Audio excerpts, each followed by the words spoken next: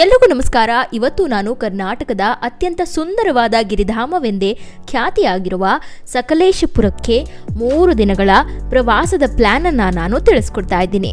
ಸಕಲೇಶಪುರ ಅಂತೂ ಪಶ್ಚಿಮ ಘಟ್ಟಗಳಿಂದ ಸುತ್ತುವರೆದಿರುವ ಕರ್ನಾಟಕದ ಜನಪ್ರಿಯವಾದ ಗಿರಿಧಾಮಗಳಲ್ಲಿ ಒಂದು. ಇದು ತನ್ನದೇ ಆದ ಪ್ರಾಕೃತಿಕ ಶ್ರೀಮಂತಿಕೆಯನ್ನ ತನ್ನಲ್ಲಿ ಭದ್ರವಾಗಿ ಹಿಡಿದಿಟ್ಟುಕೊಂಡಿದೆ.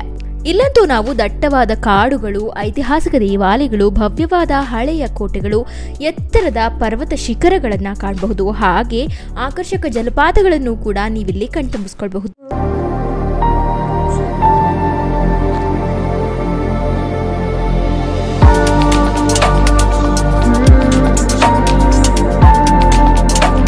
ಇಲ್ಲಿನ ವಾತಾವರಣಕ್ಕೆ ಮಂತ್ರಮುಗ್ಧರಾಗಲು ರಾಜ್ಯದ ನಾನಾ ಭಾಗಗಳಿಂದಲ್ಲದೆ ಇತರ ರಾಜ್ಯಗಳಿಂದಲೂ ಕೂಡ ಜನರು ಭೇಟಿ ನೀಡ್ತಾ ಇರ್ತಾರೆ. ಪ್ರಾಚೀನ ಕೋಟೆಗಳಿಂದ ಹಿಡಿದು ಜಲಪಾತಗಳನ್ನ ನೀವು ಒಂದೇ ಗಿರಿಧಾಮದಲ್ಲಿ ಕಣ್ತುಂಬಿಸ್ಕೊಳ್ಬಹುದು. ಹಾಗೆ ಇದು ಪಶ್ಚಿಮ ಘಟ್ಟಗಳಲ್ಲಿ ನೆಲೆಸಿರೋದ್ರಿಂದ ಚಹಾ, ಕಾಫಿ ಮತ್ತು ವಿಶಾಲವಾದ ಮಸಾಲೆ ತೋಟಗಳಿಂದ ಆವೃತವಾಗಿದೆ. ಸಕಲೇಶಪುರದಲ್ಲಂತೂ ಸಾಕಷ್ಟು ಪ್ರೇಕ್ಷಣೀಯ ಸ್ಥಳಗಳೇ ಇವೆ.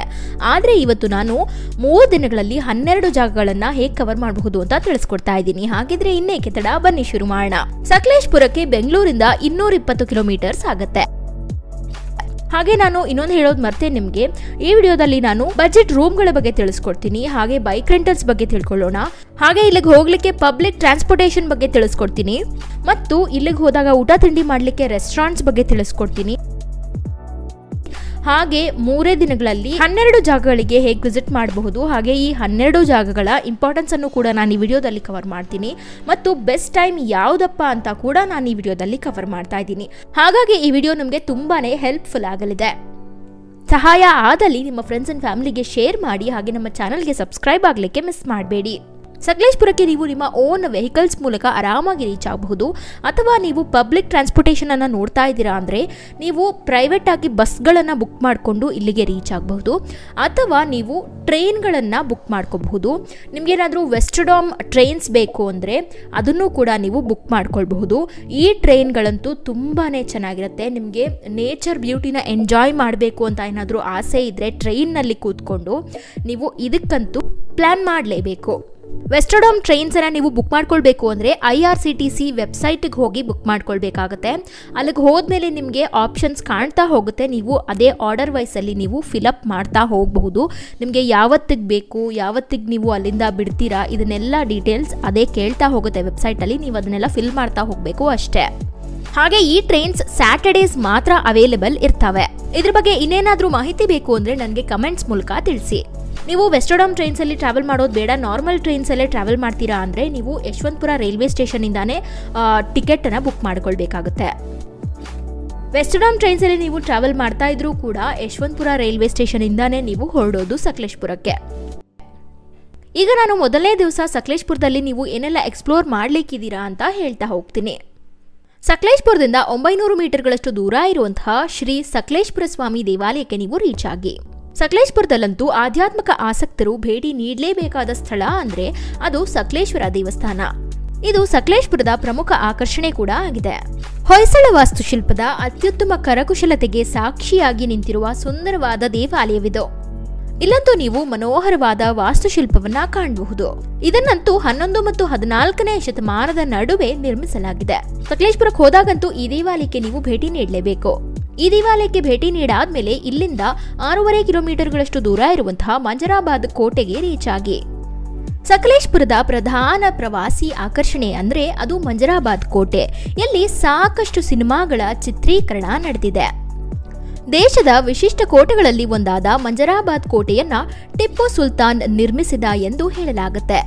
ಅಲ್ಲದೆ ಈ ಸ್ಥಳ ಭಾರತದಲ್ಲಿ ಇಸ್ಲಾಮಿಕ್ ವಾಸ್ತುಶಿಲ್ಪದ ತೇಜಸ್ಸನ್ನ ಪ್ರದರ್ಶಿಸುತ್ತೆ. ಈ ವಿಸ್ತಾರವಾದ ಮತ್ತು ಬಹು ಸುಂದರವಾದ ಕೋಟೆಯನ್ನ ನೋಡಲು ಸಾಕಷ್ಟು ಪ್ರವಾಸಿಗರು ಬರ್ತಾನೆ ಇರ್ತಾರೆ. ಸಕಲೇಶಪುರ ಅಂದ ತಕ್ಷಣನೇ ತಟ್ ಅಂತ ನಮಗೆ ನೆನಪಾಗೋದೇ ಈ ಮಂಜರಾಬಾದ್ ಕೋಟೆ. ಆದ್ರಿಂದ ನೀವು ಸಕಲೇಶಪುರಕ್ಕೆ ಭೇಟಿ ನೀಡಿದಾಗ ಈ ಕೋಟೆಗೂ ಕೂಡ ಭೇಟಿ ನೀಡಲಿಕ್ಕೆ ಮಿಸ್ ಮಾಡಲೇಬಾರದು. ಈ ಸ್ಥಳಕ್ಕೆ ಭೇಟಿ ನೀಡಾದ್ಮೇಲೆ ಇಲ್ಲಿಂದ 9 ಕಿಲೋಮೀಟರ್ಗಳಷ್ಟು ದೂರ ಇರುವಂತಹ ಮಂಜೇಹಳ್ಳಿ ಜಲಪಾತಕ್ಕೆ ರೀಚ್ ಆಗಿ. ಸಕಲೇಶಪುರದಲ್ಲಂತೂ ಜಲಪಾತದ ಸೌಂದರ್ಯವನ್ನ ನೀವು ಕಣ್ತುಂಬಿಸ್ಕೊಳ್ಬೇಕು ಅಂದ್ರೆ ಮಂಜೇಹಳ್ಳಿ ಜಲಪಾತಕ್ಕೆ ನೀವು ಭೇಟಿ ನೀಡಲೇಬೇಕು. ಇಲ್ಲಿಗೆ ಬಂದಾಗಂತೂ ನೀವು ಕುಟುಂಬ ಮತ್ತು ಸ್ನೇಹಿತರ ಜೊತೆಗೆ ಪ್ರಕೃತಿಯ ಪ್ರಶಾಂತತೆಯನ್ನ ಅನುಭವಿಸಬಹುದು. ಇಲ್ಲಿನ ಸ್ಥಳೀಯರು ಈ ಜಲಪಾತವನ್ನ ಅಬ್ಬಿ ಜಲಪಾತ ಎಂದು ಕೂಡ ಕರೀತಾರೆ. ಮಂಜೇಹಳ್ಳಿ ಜಲಪಾತವು ಸಕಲೇಶಪುರದ ಅತ್ಯಂತ ಸುಂದರವಾದ ಪ್ರವಾಸಿ ಸ್ಥಳಗಳಲ್ಲಿ ಒಂದು.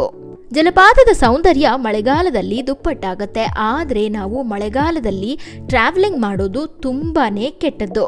ಮಳೆಗಾಲದಲ್ಲಂತೂ ನೀವು ಜಲಪಾತದ ಹತ್ರ ಕೂಡ ಹೋಗಬೇಡಿ, ಯಾಕಂದ್ರೆ ವಾಟರ್ ಫ್ಲೋ ಯಾವಾಗ ಜಾಸ್ತಿ ಇರುತ್ತೆ ಯಾವಾಗ ಕಡಿಮೆ ಆಗುತ್ತೆ ಅಂತ ಹೇಳಲಿಕ್ಕೆ ಬರೋದಿಲ್ಲ. ನಮ್ಮ ಪ್ರಕೃತಿ ಎಷ್ಟು ಸುಂದರವೋ ಅಷ್ಟೇ ಭಯಾನಕ ಮತ್ತು ಅಪಾಯಕಾರಿ ಕೂಡ ಹೌದು. ಆದ್ರಿಂದ ನೀವು ಆದಷ್ಟು ಕ್ಲೈಮೇಟ್ ಅನ್ನ ಚೆಕ್ ಮಾಡಿಕೊಂಡು ಹೋಗಿ. ಅಲ್ಲಿ ಮಳೆ ಜಾಸ್ತಿ ಇದ್ರೆ ಇಲ್ಲಿಗೆ ವಿಸಿಟ್ ಮಾಡಲಿಕ್ಕೆ ಹೋಗಬೇಡಿ. ಆದಷ್ಟು ನೀವು ಮಳೆಗಾಲ ನಿಂತ ಮೇಲೆ ಈ ಜಲಪಾತಗಳಿಗೆ ವಿಸಿಟ್ ಮಾಡಿ.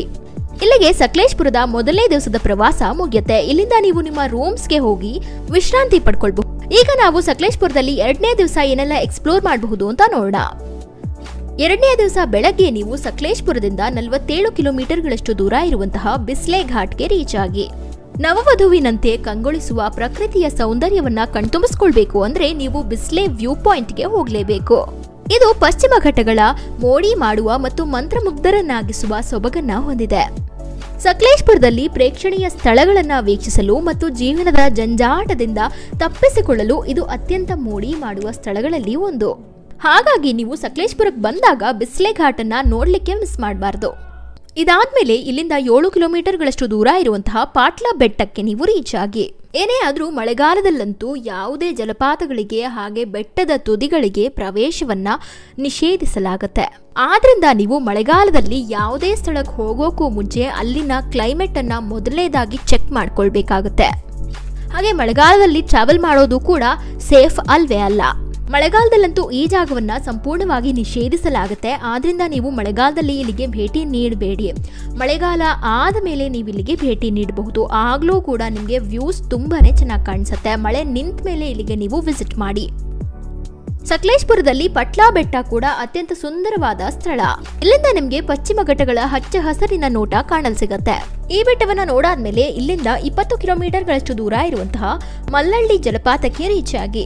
ಪುಷ್ಪಗಿರಿ ಬೆಟ್ಟಗಳ ತಪ್ಪಲಿನಲ್ಲಿ ಮಲ್ಲಳ್ಳಿ ಜಲಪಾತವು 200 ಅಡಿಗಳಷ್ಟು ಎತ್ತರದಿಂದ 2 ಹಂತಗಳಲ್ಲಿ ಬೀಳೋದ್ರಿಂದ ಕುಮಾರಧಾರಾ ನದಿಯು ಸುಂದರವಾಗಿ ಹರಿಯುತ್ತೆ. ಈ ನದಿ ಕುಕ್ಕೆ ಸುಬ್ರಹ್ಮಣ್ಯದ ಮೂಲಕ ಹರಿಯುತ್ತೆ ಹಾಗೂ ಮಂಗಳೂರಲ್ಲಿ ಅರಬ್ಬಿ ಸಮುದ್ರದೊಂದಿಗೆ ಬೆರೆಯಲು ಮೊದಲು ಉಪ್ಪಿನಂಗಡಿಯಲ್ಲಿ ನೇತ್ರಾಣಿ ನದಿಯೊಂದಿಗೆ ಮಿಲನಗೊಳ್ಳುತ್ತೆ. ಕಡಿದಾದ ಕಣಿವೆಗಳು ಮತ್ತು ಸುತ್ತಲೂ ಹಚ್ಚ ಹಸಿರಿನ ಪರ್ವತಗಳು ಮಲ್ಲಳ್ಳಿ ಜಲಪಾತದ ಸೌಂದರ್ಯವನ್ನ ಹೆಚ್ಚಿಸುತ್ತೆ. ಈ ಜಲಪಾತವನ್ನ ನೀವು ನೋಡ್ಲಿಕ್ಕಾಗಿ ಸ್ವಲ್ಪ ಟ್ರೆಕ್ಕಿಂಗ್ ಅನ್ನ ಮಾಡಬೇಕಾಗುತ್ತೆ. ಇಲ್ಲಿ ಮೆಟ್ಟಲುಗಳನ್ನ ನಿರ್ಮಿಸಿರೋದ್ರಿಂದ ನಿಮಗೆ ಟ್ರೆಕ್ಕಿಂಗ್ ಮಾಡ್ಲಿಕ್ಕೂ ಕೂಡ ಕಷ್ಟ ಆಗೋದಿಲ್ಲ. ಇದಂತೂ ನಮ್ಮ ಕಣ್ಣುಗಳಿಗೆ ಅತ್ಯಂತ ಸುಂದರವಾದ ವೀಕ್ಷಣೆ ಅಂತಾನೆ ಹೇಳ್ಬಹುದು. ಈಗ ಇಲ್ಲಿಂದ 9 ಕಿಲೋಮೀಟರ್ಗಳಷ್ಟು ದೂರ ಹೋದ್ರೆ ನಿಮ್ಗೆ ಕುಮಾರ ಪರ್ವತ ಸಿಗತ್ತೆ. ಈಗ ನೀವು ಇವಳೇನು ಕುಮಾರ ಪರ್ವತ ಅಂತ ಹೇಳ್ತಾ ಇದ್ದಾಳೆ, ಒಂದೇ ದಿವಸದಲ್ಲಿ ಇದನ್ನ ನೋಡ್ಲಿಕ್ಕೆ ಆಗುತ್ತಾ ಅಂತ ನೀವು ಯೋಚಿಸ್ತಾ ಇರಬಹುದು. ಹೌದು, ಕುಮಾರ ಪರ್ವತನ ಒಂದೇ ದಿವಸದಲ್ಲಿ ನೋಡ್ಲಿಕ್ಕೆ ಆಗೋದೇ ಇಲ್ಲ. ಇದಕ್ಕೆ ನೀವು ಬೆಳಗ್ಗೆನೆ ಬಿಡಬೇಕಾಗತ್ತೆ. ನೀವು ಯಾವುದೇ ಸ್ಪಾಟಲ್ಲಿ ಇದ್ರೂ ಬೆಳಗ್ಗೆ ಬಿಟ್ಟರೆ ನೀವು ಸಂಜೆನೆ ವಾಪಸ್ ರಿಟರ್ನ್ ಆಗೋದು. ಆದರೂ ಕೂಡ ಇದು ಕೇವಲ 10 ಕಿಲೋಮೀಟರ್ಗಳಷ್ಟು ದೂರ ಇರೋದ್ರಿಂದ ಮಲ್ಲಳ್ಳಿ ಜಲಪಾತದಿಂದ ಇಲ್ಲಿಗೆ ಸುಮ್ಮನೆ ನೀವು ವಿಸಿಟ್ ಮಾಡಿ ಅಲ್ಲಿನ ಹೊರನೋಟವನ್ನು ಮಾತ್ರ ನೋಡಿ ವಾಪಸ್ ಬರಬಹುದು. ಅಥವಾ ನಿಮಗೆ ಟೈಮ್ ಇಲ್ಲ ಅಂತ ಆದರೆ ನೀವು ಮಲ್ಲಳ್ಳಿ ಫಾಲ್ಸ್ ಇಂದ ಡೈರೆಕ್ಟ್ ಆಗಿ ನಿಮ್ಮ ರೂಮ್ಸ್ಗೆ ಹೋಗಿ ವಿಸಿಟ್ ಮಾಡಬಹುದು. ಅಲ್ಲಿಗೆ ನಿಮ್ಮ ಸಕಲೇಶಪುರದ 2ನೇ ದಿವಸದ ಪ್ರವಾಸ ಕೂಡ ಮುಗಿಯುತ್ತೆ. ನೀವೇನಾದರೂ ಕುಮಾರ ಪರ್ವತಕ್ಕೆ ಟ್ರೆಕ್ಕಿಂಗ್ ಅನ್ನ ಪ್ಲಾನ್ ಮಾಡ್ತಾ ಇದ್ದೀರಾ ಅಂತ ಆದರೆ ನಿಮಗೆ ಇನ್ಫಾರ್ಮೇಶನ್ ಬೇಕು ಅಂತ ಆದರೆ ನನಗೆ ಕಮೆಂಟ್ಸ್ ಮೂಲಕ ತಿಳಿಸಿ, ನಾನು ಅದ್ರ ಬಗ್ಗೆ ಒಂದು ವಿಡಿಯೋ ಮಾಡ್ತೀನಿ. ಈಗ ಸಕಲೇಶಪುರದಲ್ಲಿ 3ನೇ ದಿವಸ ಬೆಳಗ್ಗೆ ಸಕಲೇಶಪುರದಿಂದ 35 ಕಿಲೋಮೀಟರ್ಗಳಷ್ಟು ದೂರ ಇರುವಂತಹ ಶ್ರೀ ಬೆಟ್ಟದ ಭೈರವೇಶ್ವರ ದೇವಾಲಯಕ್ಕೆ ರೀಚ್ ಆಗಿ. ಈ ದೇವಾಲಯ ಅಂತೂ ಸುಮಾರು 600 ವರ್ಷಗಳಷ್ಟು ಹಳೆಯದಾದ್ದು ಅಂತ ಹೇಳಲಾಗುತ್ತೆ ಹಾಗೂ ಇದನ್ನ ಪಾಂಡವರು ತಮ್ಮ ವನವಾಸದ ಸಮಯದಲ್ಲಿ ನಿರ್ಮಿಸಿದ್ರು ಅಂತ ಕೂಡ ನಂಬಲಾಗುತ್ತೆ. ಬೆಟ್ಟದ ಭೈರವೇಶ್ವರ ದೇವಾಲಯ ಅಂತೂ ಕರ್ನಾಟಕದಲ್ಲಿ ಮಹತ್ವದ ಧಾರ್ಮಿಕ ಕ್ಷೇತ್ರವಾಗಿದೆ. ಶ್ರೀಮಂತ ಇತಿಹಾಸ, ಬೆರಗುಗೊಳಿಸುವ ವಾಸ್ತುಶಿಲ್ಪ ಮತ್ತು ಧಾರ್ಮಿಕ ಮಹತ್ವವನ್ನ ಹೊಂದಿರುವ ಈ ದೇವಾಲಯವು ಭಕ್ತರು ಮತ್ತು ಪ್ರವಾಸಿಗರನ್ನ ಸದಾಕಾಲ ತನ್ನತ್ತ ಸೆಳೆಯುತ್ತೆ.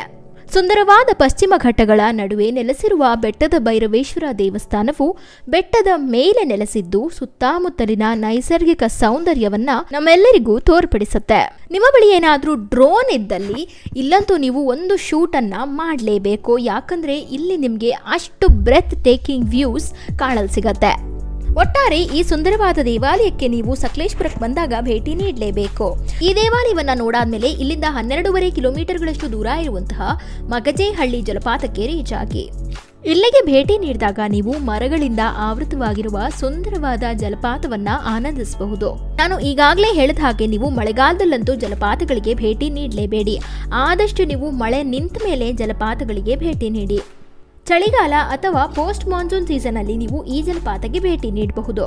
ಇಲ್ಲಂತೂ ತುಂಬಾನೇ ಜಾರೋ ಬಂಡೆಗಳು ನಿಮಗೆ ಕಾಣಲು ಸಿಗುತ್ತೆ. ಆದ್ರಿಂದ ನೀವು ಗ್ರಿಪ್ ಆಗಿರುವಂತಹ ಶೂಸ್ ಅನ್ನೇ ಧರಿಸಿ. ಅದೇನೇ ಆದ್ರೂ ನೀರು ಇರುವ ಸ್ಥಳಗಳಲ್ಲಿ ತುಂಬಾ ಎಚ್ಚರವನ್ನ ವಹಿಸಬೇಕಾಗುತ್ತೆ. ಇದಾದ್ಮೇಲೆ ಇಲ್ಲಿಂದ 16 ಕಿಲೋಮೀಟರ್ಗಳಷ್ಟು ದೂರ ಇರುವಂತಹ 9 ಗುಡ್ಡಕ್ಕೆ ನೀವು ರೀಚ್ ಆಗಿ. ಇದರ ಟ್ರೆಕ್ಕಿಂಗ್ ಕೂಡ ಅಷ್ಟೇ ತುಂಬಾ ಕಷ್ಟ ಇರುತ್ತೆ, ಒಂದೇ ದಿವಸದಲ್ಲಿ ಕಂಪ್ಲೀಟ್ ಮಾಡಕ್ ಆಗೋದಿಲ್ಲ. ಆದ್ರಿಂದ ಇದರ ಹೊರನೋಟವನ್ನ ನೀವು ನೋಡ್ಕೊಂಡು ವಾಪಸ್ ಬರಬಹುದು.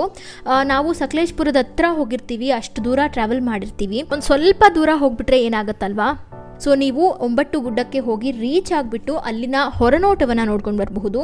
ಅಲ್ಲಿಂದನೇ ನಿಮಗೆ ತುಂಬ ಸಾಕಷ್ಟು ಒಳ್ಳೊಳ್ಳೆ ವ್ಯೂಸ್ ಕೂಡ ಸಿಗುತ್ತೆ. ಇದರದ್ದು ನಿಮಗೆ ಸಂಪೂರ್ಣ ಮಾಹಿತಿಯುಕ್ತ ವಿಡಿಯೋ ಬೇಕು ಅಂದರೆ ನನಗೆ ಕಮೆಂಟ್ಸ್ ಮೂಲಕ ತಿಳಿಸಿ.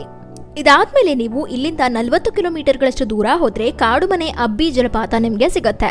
ಈ ಜಲಪಾತ ಅಂತೂ ಒಂದು ಗುಪ್ತರತ್ನ ಅಂತಾನೆ ಹೇಳಬಹುದು. ಯಾಕಂದರೆ ಇದು ಸಾಕಷ್ಟು ಜನರಿಗೆ ಅಷ್ಟು ಗೊತ್ತಿರೋದಿಲ್ಲ. ಇದು ಸ್ವಲ್ಪ ಒಳಗಡೆ ಇರೋದ್ರಿಂದ ಈ ಜಲಪಾತ ಅಂತೂ ಒಂದು ಗುಪ್ತರತ್ನ ಅಂತಾನೆ ಹೇಳಬಹುದು. ಯಾಕಂದರೆ ಇದು ಸಾಕಷ್ಟು ಜನರಿಗೆ ಗೊತ್ತಿರೋದಿಲ್ಲ, ಇದು ಸ್ವಲ್ಪ ಒಳಗಡೆ ಇರೋದ್ರಿಂದ. ಹಾಗೆ ನೀವು ಈ ಜಲಪಾತಕ್ಕೆ ರೀಚ್ ಆಗೋ ವೇಳೆ ಗೂಗಲ್ ಮ್ಯಾಪ್ಸಲ್ಲಿ ಆಫ್ಲೈನ್ ಮ್ಯಾಪ್ಗಳನ್ನು ಡೌನ್ಲೋಡ್ ಮಾಡಿಕೊಂಡು ಹೋಗಿ. ಯಾಕಂದರೆ ಇಲ್ಲಿಗೆ ಹೋದಾಗ ನಿಮಗೆ ರೂಟ್ಗಳು ಮಿಸ್ ಆಗೋ ಚಾನ್ಸಸ್ ಇರ್ತವೆ. ಆದಷ್ಟು ನೀವು ಈ ಸ್ಥಳಕ್ಕೆ ಅಲ್ಲಿನ ಲೋಕಲ್ ಜನರ ಮಾರ್ಗದರ್ಶನದೊಂದಿಗೆ ರೀಚ್ ಆಗಿ. ಈ ಜಲಪಾತ ಅಂತೂ ದಟ್ಟ ಕಾಡಿನ ನಡುವೆ ನಿಮಗೆ ಕಾಣಲು ಸಿಗತ್ತೆ. ನಿಮ್ಗೇನಾದ್ರೂ ಕಾಡಿನ ಮೂಲಕ ಹೋಗಿ ಜಲಪಾತವನ್ನ ವೀಕ್ಷಣೆ ಮಾಡಬೇಕು ಅಂತ ಆಸೆ ಇದ್ದಲ್ಲಿ ಈ ಜಲಪಾತಕ್ಕೆ ನೀವು ಭೇಟಿ ನೀಡಬಹುದು. ಇದಾದ್ಮೇಲೆ ನಿಮ್ಗೆ ಸಮಯ ಇದೆ ಅಂತ ಆದ್ರೆ ಇಲ್ಲಿಂದ 11 ಕಿಲೋಮೀಟರ್ಗಳಷ್ಟು ದೂರ ಇರುವಂತಹ ದೋಣಿಗಲ್ ಸ್ಮಾಲ್ ಜಲಪಾತಕ್ಕೆ ನೀವು ರೀಚ್ ಆಗಿ. ಈ ಜಲಪಾತ ಕೂಡ ದಟ್ಟ ಅರಣ್ಯದೊಳಗಡೆ ಇರೋದ್ರಿಂದ ಅಲ್ಲಿನ ಸ್ಥಳೀಯ ಮಾರ್ಗದರ್ಶಕರೊಟ್ಟಿಗೆನೆ ಇಲ್ಲಿಗೆ ನೀವು ರೀಚ್ ಆಗೋದು ಅತ್ಯಂತ ಉತ್ತಮವಾಗುತ್ತೆ. ಇಲ್ಲಿಗೆ ನಿಮ್ಮ ಸಕಲೇಶಪುರದ 3 ದಿನಗಳ ಪ್ರವಾಸ ಮುಗಿಯುತ್ತೆ. ನಾನೀಗಾಗಲೇ ನಿಮಗೆ ರೂಮ್ಗಳ ಬಗ್ಗೆ ತಿಳಿಸ್ಕೊಡ್ತೀನಿ ಅಂತ ಹೇಳಿದ್ದೆ. ಸಕಲೇಶಪುರದಿಂದ 1 ಕಿಲೋಮೀಟರ್ ದೂರ ಇರುವಂತಹ ಸ್ಟೇ ಮೇಕರ್ ಸಕಲೇಶಪುರ ಹೋಟೆಲ್ಸ್ಗೆ ನೀವು ರೀಚ್ ಆಗಬಹುದು. ಇಲ್ಲಿ ಒಂದು ದಿವಸಕ್ಕೆ 1500 ರೂಪಾಯಿಂದ 2000 ರೂಪಾಯಿ ಒಳಗಡೆ ಚಾರ್ಜ್ ಮಾಡ್ತಾರೆ. ಹಾಗೆ ಮತ್ತೊಂದು ರೂಮ್ ಸಕಲೇಶಪುರದಿಂದ 1 ಕಿಲೋಮೀಟರ್ ದೂರ ಇರುವಂತಹ ಹೋಟೆಲ್ ಪುಷ್ಪಗಿರಿ ಕಂಫರ್ಟ್ಸ್ಗೆ ನೀವು ರೀಚ್ ಆಗಬಹುದು. ಇಲ್ಲಿ ಒಂದು ದಿವಸಕ್ಕೆ 1200 ರೂಪಾಯಿಂದ 1500 ರೂಪಾಯಿ ಒಳಗಡೆ ಚಾರ್ಜ್ ಮಾಡ್ತಾರೆ. ಹಾಗೆ ಕೊನೆಯ ರೂಮ್ ಸಕಲೇಶಪುರದಿಂದ 1 ಕಿಲೋಮೀಟರ್ ಅಷ್ಟು ದೂರ ಇದೆ. ಇದರ ಹೆಸರು ಶ್ರೀನಿವಾಸ ರೆಸಿಡೆನ್ಸಿ ಅಂತ. ಇದರಲ್ಲಿ ಒಂದು ದಿವಸಕ್ಕೆ 1000 ರೂಪಾಯಿಂದ 2000 ರೂಪಾಯಿ ಒಳಗಡೆ ಚಾರ್ಜ್ ಮಾಡ್ತಾರೆ. ಇಲ್ಲಿಗೆ ಹೋದಾಗ ನೀವು ಊಟ ತಿಂಡಿ ಮಾಡ್ಕೊಳ್ಳಿಕ್ಕೆ ಸಕಲೇಶಪುರದಿಂದ 1 ಕಿಲೋಮೀಟರ್ ದೂರ ಇರುವಂತಹ ಮೈತ್ರಿ ರೆಸ್ಟೋರೆಂಟ್ಗೆ ರೀಚ್ ಆಗಬಹುದು. ಅಥವಾ ನೀವು ಸಕಲೇಶಪುರದಿಂದ 350 ಮೀಟರ್ಗಳಷ್ಟು ದೂರ ಇರುವಂತಹ ಸುರಭೀಸ್ ವೆಜ್ ರೆಸ್ಟೋರೆಂಟ್ಗೂ ಕೂಡ ರೀಚ್ ಆಗಬಹುದು. ನಾನು ಹೇಳಿದ್ದ ಹೋಟೆಲ್ಗೆ ಹೋಗಬೇಕು ಅಂತೇನಿಲ್ಲ, ನಿಮಗೆ ಯಾವುದೇ ಕಣ್ಣಿಗೆ ಬಿದ್ದಲ್ಲಿ ಅಲ್ಲಿಗೆಲ್ಲ ನೀವು ವಿಸಿಟ್ ಮಾಡಬಹುದು. ಈಗ ಸಕಲೇಶಪುರಕ್ಕೆ ಹೋಗಲಿಕ್ಕೆ ಬೆಸ್ಟ್ ಟೈಮ್ ಯಾವುದಪ್ಪ ಅಂತ ನೋಡೋದಾದರೆ ನೀವು ಆದಷ್ಟು ಮಳೆಗಾಲದಲ್ಲಿ ಇಲ್ಲಿಗೆಲ್ಲ ಹೋಗಲಿಕ್ಕೆ ಹೋಗಬೇಡಿ. ಯಾಕಂದರೆ ಬೆಟ್ಟ ಗುಡ್ಡಗಳಿರ್ತವೆ ಮತ್ತು ಜಲಪಾತಗಳಿರ್ತವೆ, ಮಳೆ ಅಂತೂ ಜಾಸ್ತಿ ಇರುತ್ತೆ. ನಿಮಗೆ ಯಾವುದೇ ಜಾಗಗಳನ್ನು ಆರಾಮಾಗಿ ನೋಡಲಿಕ್ಕೆ ಆಗೋದೇ ಇಲ್ಲ. ಆದಷ್ಟು ನೀವು ಮಳೆಗಾಲ ಆದಮೇಲೆ ಹೋಗಿ, ಅಂದರೆ ಪೋಸ್ಟ್ ಮಾನ್ಸೂನ್ ಸೀಸನಲ್ಲಿ ನೀವು ಈ ಸ್ಥಳಕ್ಕೆ ವಿಸಿಟ್ ಮಾಡಿ. ಸೆಪ್ಟೆಂಬರ್ ಟು ಫೆಬ್ರವರಿ ಒಳಗಡೆ ನೀವು ಈ ಸ್ಥಳಕ್ಕೆ ಭೇಟಿ ನೀಡಿದ್ದಲ್ಲಿ ನಿಮಗೆ ಜಲಪಾತಗಳು ನೋಡಲು ಸಿಗ್ತವೆ. ಹಾಗೆ ಹಚ್ಚ ಹಸಿರು ಕೂಡ ನಿಮಗೆ ಕಾಣಲು ಸಿಗುತ್ತೆ. ಯಾವುದೇ ಸೀಸನ್ ಆದರೂ ಆ ಸ್ಥಳದ ಕಂಡೀಷನ್ ಅಥವಾ ಕ್ಲೈಮೇಟ್ ಅನ್ನ ಮೊದಲು ನೀವು ತಿಳ್ಕೊಂಡು ನಂತರನೇ ಪ್ಲಾನಿಂಗ್ ಮಾಡಿ. ಹಾಗೆ ಮತ್ತೊಂದೇನು ಅಂದರೆ ನೀವು ಗೂಗಲ್ ಮ್ಯಾಪ್ಸ್ ಮೂಲಕನೇ ನೀವು ಯಾವುದೇ ಸ್ಥಳದಲ್ಲಿದ್ದರೂ ಅಲ್ಲಿನ ಲೋಕಲ್ ಬಸ್ ಟೈಮಿಂಗ್ಸ್ ಅನ್ನ ತಿಳ್ಕೊಳ್ಬಹುದು. ಹಾಗೆ ಯಾವ ಬಸ್ ಸ್ಟಾಪಲ್ಲಿ ಇದ್ದೀರಾ, ಅಲ್ಲಿಂದ ಬಸ್ ಎಷ್ಟೊತ್ತಿಗೆ ಹೊರಡುತ್ತೆ, ಎಷ್ಟೊತ್ತಿಗೆ ಬರುತ್ತೆ ಅಂತೆಲ್ಲ ತಿಳ್ಕೊಳ್ಬಹುದು. ಇದನ್ನ ನಾನು ಒಂದು ವಿಡಿಯೋದಲ್ಲಿ ಕವರ್ ಮಾಡಿದ್ದೀನಿ. ಆ ವಿಡಿಯೋನ ಈ ವಿಡಿಯೋದ ಡಿಸ್ಕ್ರಿಪ್ಷನ್ ಬಾಕ್ಸಲ್ಲಿ ಕೊಟ್ಟಿರ್ತೀನಿ. ಅದನ್ನ ಚೆಕ್ ಮಾಡಲಿಕ್ಕೆ ಮಿಸ್ ಮಾಡಬೇಡಿ. ಯಾಕಂದರೆ ನೀವು ಟ್ರಾವೆಲ್ ಮಾಡುವಾಗ ಬಸ್ ಟೈಮಿಂಗ್ಸ್ ತುಂಬಾನೇ ಇಂಪಾರ್ಟೆಂಟ್ ಆಗುತ್ತೆ, ನೀವೇನಾದರೂ ಪಬ್ಲಿಕ್ ಟ್ರಾನ್ಸ್ಪೋರ್ಟೇಷನ್ ಅನ್ನ ಯೂಸ್ ಮಾಡ್ತಾ ಇದ್ರೆ. ಇಲ್ಲಿಗೆ ಈ ವಿಡಿಯೋನ ನಾನು ಮುಗಿಸ್ತಾ ಇದ್ದೀನಿ. ಈ ವಿಡಿಯೋ ನಿಮಗೆ ಉಪಯುಕ್ತವಾದಲ್ಲಿ ನಿಮಗೆ ಏನು ಮಾಡಬೇಕು ಅಂತ ಗೊತ್ತೇ ಇದೆ, ಅದನ್ನು ಮಾಡಿ. ಹಾಗೆ ನನ್ನ ಚಾನಲ್ಗೆ ಸಬ್ಸ್ಕ್ರೈಬ್ ಅನ್ನ ಮಾಡಲಿಕ್ಕೂ ಕೂಡ ಮರಿಬೇಡಿ.